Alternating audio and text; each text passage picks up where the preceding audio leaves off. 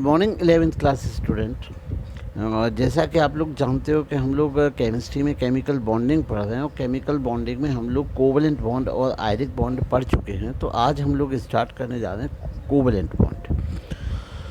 तो चलिए स्टार्ट करते हैं। तो covalent bond it is a special type of covalent bond which both shared electron are contributed one by one atom only, and it may be defined as the covalent bond in which both electron of a shared pair are contributed by one of the two atom।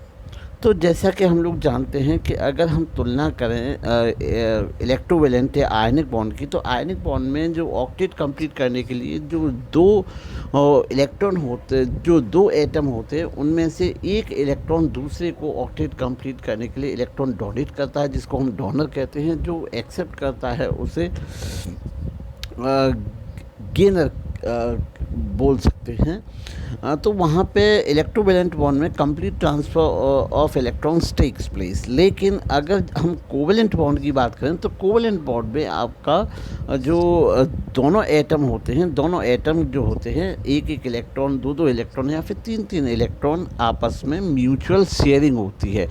Sharing का जो electron होता है उसका जो contribution होता है वो दोनों एटम के द्वारा होता है, दोनों एटम के द्वारा होता है जो केमिकल बॉन्डिंग में पार्टिसिपेट करते हैं। लेकिन अगर हम बात करें कोवेलेंट बॉन्ड की, तो कोवेलेंट बॉन्ड जो है वो एक स्पेशल टाइप का एक कोवेलेंट बॉन्ड है। यहाँ पर जो शेयरिंग का जो इलेक्ट्रॉन होता है वो एक ही एटम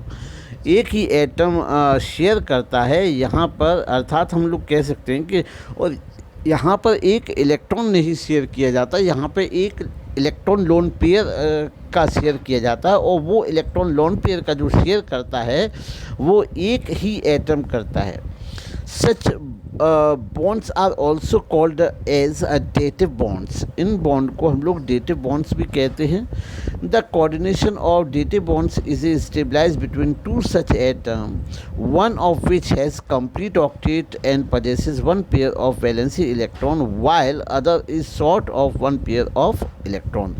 तो हम लोग बताना चाहेंगे कि जो कोऑर्डिनेट बॉन्ड है वो इस या डेटिव बॉन्ड है वो ऐसे दो एटम के बीच में होता है जिसके पास excess lone pair of electron होता है, जिसके पास अपनी ऑक्टेट कंप्लीट करने के बाद में एक लोन पेयर ऑफ इलेक्ट्रॉन होता है, और दूसरा एक ऐसा होता है जहां पर जिसके पास एक इलेक्ट्रॉन लोन पेयर की डिफिशियंसी होती है, कमी होती है। तो यहाँ पर जो इलेक्ट्रॉन लोन पेयर की जो शेयरिंग होती है दोनों के बीच में एक ही एटम के द्वारा होती है। तो यहाँ पर हम लोग देख सकते हैं कि ये आपका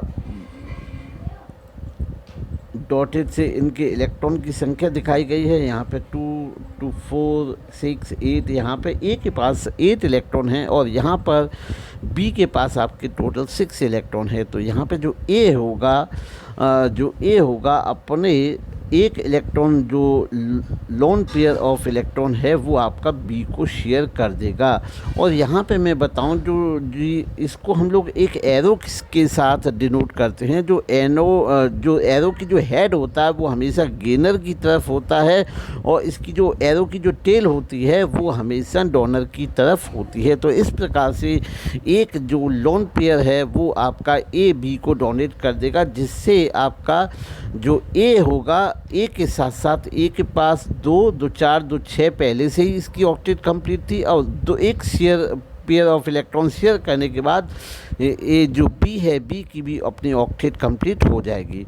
तो the bond is represented by arrow. The atom which contribute electron pair of is called donor, and while atom accept the electron is called acceptor. Now तो the formation of the coordinate bond can be looked upon a combination of electrovalent and covalent bond. This is the formation may be assumed to take place in 2 steps।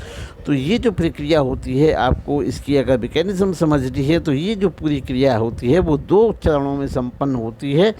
सबसे पहले हम लोग बात करते हैं the donor atom lose 1 electron which is transfer to the acceptor atom. As a result, the donor atom acquires positive charge and the acceptor atom acquire a negative charge. तो हम लोग ये देखें कि सबसे पहले चरण में जो डोनर एटम होता है, जैसे हमने सपोज किया ए है आपका डोनर, तो जो ए है वो आपका एक इलेक्ट्रॉन को डोनेट करेगा, और डोनेट करने के बाद में ये जो बी है जो एक्सेप्टर है वो आपका एक इलेक्ट्रॉन गेन करेगा। अब एक इलेक्ट्रॉन गेन करने के बाद जो बी है, B will acquire negative charge and A will acquire positive charge due to donation of electron. तो एक इलेक्ट्रॉन डोनेट करने के बाद में ए के पास पॉजिटिव चार्ज आ जाएगा और इस पे इलेक्ट्रॉन की संख्या रह जाएगी 7, और जो बी है, बी के पास 6 इलेक्ट्रॉन थे, वो एक इलेक्ट्रॉन गेन करने के बाद में उसके ऊपर एक माइनस चार्ज आ जाएगा। This is the first step. Now we will discuss the second step. These two charged particles now contribute one electron and this pair are shared by both of the atoms. तो ये जो दोनों charge particle होते हैं वे एक electron की एक प्रकार से शेयरिंग करेंगे। तो यहाँ पर जो एक प्रकार से हम लोग कह सकते हैं इसके पास जो एक इलेक्ट्रॉन और इसके पास एक, तो ये यहाँ पर ये दोनों जो हैं एक इलेक्ट्रॉन, एक तो इलेक्ट्रॉन दे दिया जिसके कारण इनके ऊपर चार्ज डेवलप हो गया। चार्ज डेवलप होने के बाद में this two charge particle now contribute 1 electron each.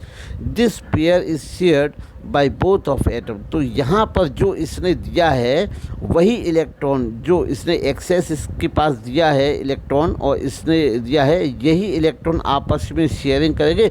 और कहने का आशा ये है कि जो दिया है वो भी एक आई है, जो दिया है इलेक्ट्रॉन वो भी एक आई है, लेकिन है इस समय बी के पास। तो वही जो दिया है वही इलेक्ट्रॉन इसके पास बी के पास शेयरिंग करेगा। और शेयरिंग करने के बाद as a result coordinate bond is a combination of one electrovalent bond and one covalent bond. It is also termed as semipolar bond. तो हम लोग कह सकते हैं कि जो कोऑर्डिनेट बॉन्ड है, कोऑर्डिनेट बॉन्ड जो है वो एक प्रकार से एक आपका आयनिक और एक कोवलेंट बॉन्ड का सम होता है।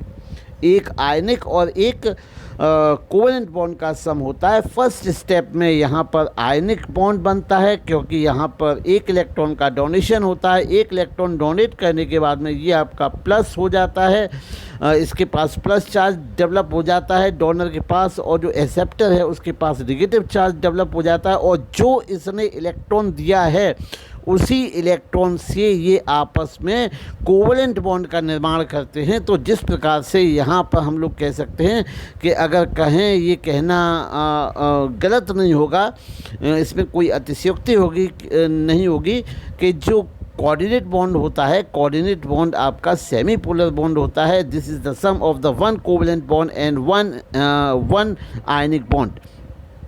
The compound consisting of coordinate bond is termed as coordinate compounds. तो ऐसे कंपाउंड जो कि कोऑर्डिनेट बॉन्ड से जुड़ कर मिलके बनते हैं, ऐसे कंपाउंड्स को हम कोऑर्डिनेट कंपाउंड कहते हैं। तो चलिए कुछ एग्जांपल देख लेते हैं हम लोग। यहाँ पे हम लोग एग्जांपल देखेंगे, जैसे हम लोग देखते हैं अमोनिया और हम लोग आपका बोरोन ट्राईफ्लोराइड की स्ट्रक्चर देखते हैं। तो चलिए मैं इसको डिस्क्राइब करता हूँ। तो यहाँ पर आप लोग देख सकते हैं कि अमोनिया है, यहाँ ये जो अमोनिया है, अमोनिया के पास आउटर मोस्ट में 5 इलेक्ट्रॉन होते हैं, सब बच्चे जानते हैं। एक कोवलेंट बॉन्ड के द्वारा ये हाइड्रोजन बॉन्ड से जुड़ा हुआ है, और यहाँ पर ये आपका इसके पास एक लोन पेयर ऑफ इलेक्ट्रॉन है। अगर हम बात करते हैं बोरोन ट्राईफ्लोराइड की, तो बोरोन की वैलेंसी 3 है, तो यहाँ पर ये एक इलेक्ट्रॉन से कंबाइन करने के बाद बना लेता है बोरोन ट्राईफ्लोराइड। यहाँ पर आपकी ऑक्टेट रूल को माने तो यहाँ पर 2 2 4 2 6, यहाँ पे ऑक्टेट रूल के तहत इस पर 2 इलेक्ट्रॉन की कमी होती है, और यहाँ पर इसकी ऑक्टेट कंप्लीट है 2 2 4 2 6 2 8। तो यहाँ पर अमोनिया की जो ऑक्टेट कंप्लीट है वही एक लोन पेयर ऑफ इलेक्ट्रॉन की वो बोरोन ट्राईफ्लोराइड के साथ शेयरिंग करता है एक पेयर की। तो इस प्रकार से यहाँ पर कोऑर्डिनेट बॉन्ड स्टेबलाइज हो जाता है। तो हम लोग देखते हैं कि नाइट्रोजन विल डोनेट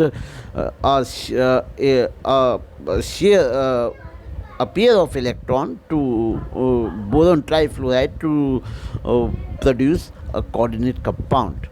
तो यहाँ पर इस प्रकार से आप लोग देखते हैं कि जो अमोनिया है वो अमोनिया एक प्रकार से यहाँ पे इलेक्ट्रॉन डोनर का काम, electron share pair electron donor का काम करती है। और यहाँ पर मैं बताऊं जो कि इलेक्ट्रॉन पेयर को डोनेट करता है वो लुईस बेस होते हैं, और जो इलेक्ट्रॉन को गेन करता है उसको हम लोग लुईस एसिड भी कहते हैं।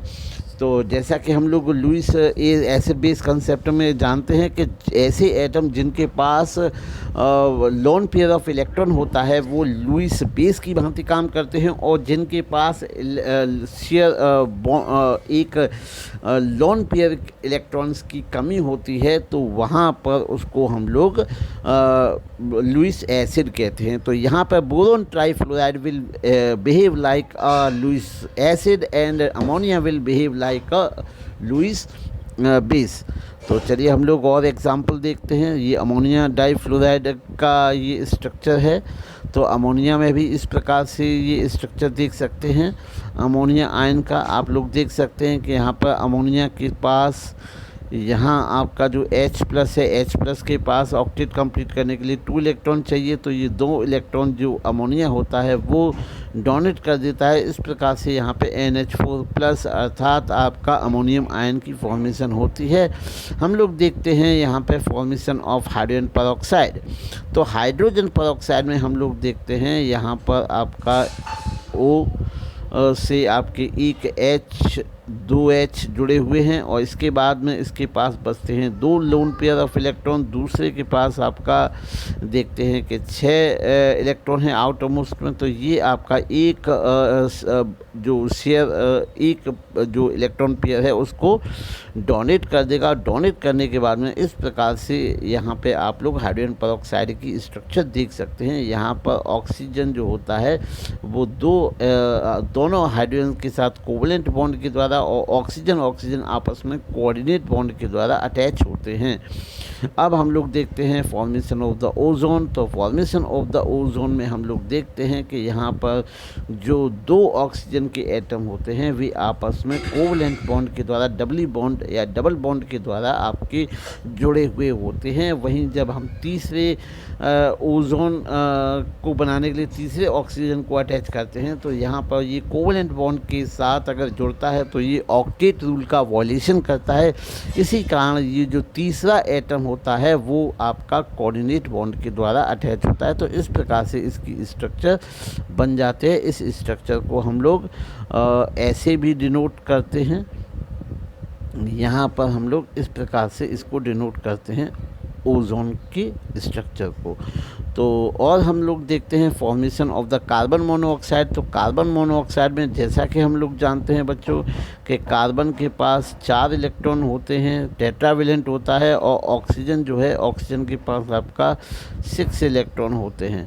तो 6 इलेक्ट्रॉन होते हैं। यहाँ पर आपका कार्बन ऑक्सीजन के साथ डबल बॉन्ड बनाता है। डबल बॉन्ड बनाने के बाद यहाँ पर आपका एक इलेक्ट्रॉन और 2 इलेक्ट्रॉन कुल मिला के हो गए 4 इलेक्ट्रॉन यहाँ पर इसकी, और 1 इलेक्ट्रॉन जो शेयर होता है इलेक्ट्रॉन बॉन्ड जो पेयर में जो इलेक्ट्रॉन होता है लोन पेयर को, ये ऑक्सीजन जो होता है ऑक्सीजन के द्वारा कार्बन को कोऑर्डिनेट कर दिया जाता है, जिससे ये ऑक्टेट रूल का फॉलो करते हुए ये आपके 8 इलेक्ट्रॉन की वैलेंसी को प्राप्त कर लेते हैं। जैसे हम लोग टोटल काउंट करें तो 2 4 और यहाँ पर 2 6, यहाँ पर 2 2 4 2 6 और 2 8, इस प्रकार से इसकी ऑक्टेट कंप्लीट हो गई। यहाँ पे 2 2 4 2 6 और 2 8, इस प्रकार से ये आपकी कार्बन मोनोऑक्साइड की जो आपकी ऑक्टेट रूल होता है वो कंप्लीट हो जाता है। तो उम्मीद है बच्चों को जो कोऑर्डिनेट कंपाउंड्स हैं इसमें किस प्रकार से बॉन्ड फॉर्मेशन होता है के बारे में आप समझ पाए होंगे। तो उम्मीद है बच्चों को समझ में आया होगा। अगर किसी भी प्रकार की कोई भी दिक्कत हो तो बच्चे कमेंट बॉक्स में कमेंट लिखकर अपनी परेशानी को लिख सकते हैं, जो डाउट हो उसको लिख सकते हैं।